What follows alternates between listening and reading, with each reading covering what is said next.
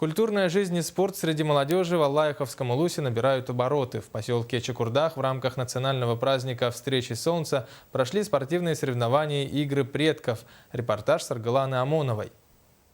В соревнованиях участвовали 4 команды из населенных пунктов Берелях, Русское Устье, Оленегорск и поселка Чакурдах. Состязания состояли из 5 этапов, где участники соревновались в метании аркана, прыжки через нарты, также играли в русско-устинскую игру «Городки».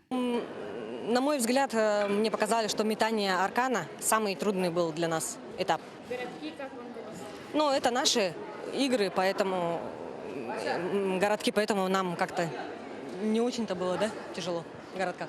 Традиционным этапом соревнований «Встречи солнца» является конкурс строганина. Соревнующиеся показали мастерство строгания и искусство оформления наструганных стружек.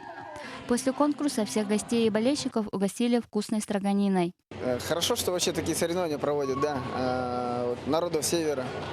То есть тут разновидно игр от всех народов, ну, допустим, ивенов и так далее, которые живут в Якутии. Ну, я думаю, очень оригинальные очень соревнования. Вот. Что касается, вот сами знаете, вот этапы разные, да. Ну, в первую очередь, наверное, больше всего это для молодежи, да, для молодежи, для будущего поколения, видеть, чтобы они знали и почувствовали тоже.